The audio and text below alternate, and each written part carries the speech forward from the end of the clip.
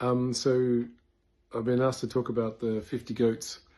Um, yeah, I've been asked to talk about the 50 goats article that we have on our website.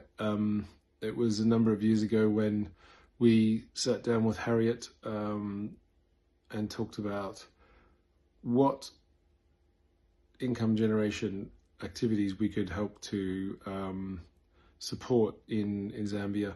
And we came across the idea of goats. The basic idea was very entrepreneurial. Actually, you would give each family two female and one male goat, and as the goats are very tough, they can survive in very arid areas. They can look after themselves. They don't need to be penned into an area.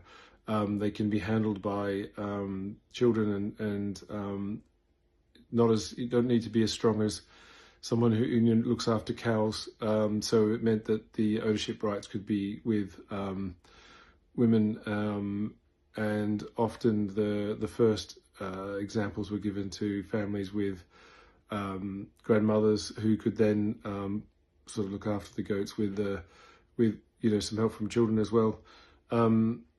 The concept was amazing because basically when you had the first children of the goats, two would go to another family, and one would go back into the community's goat herd, and that would be the community's goat herd would be supportive of the community schools, which Zox obviously looks after.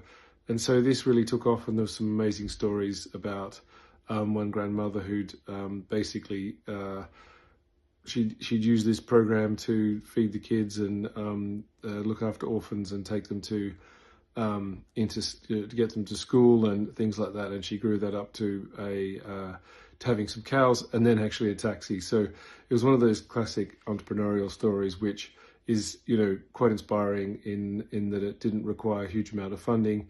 We got support from a number of groups around Australia to fund that. And it basically was then it self-funded. So it's quite amazing actually what entrepreneurship can do in the right circumstances.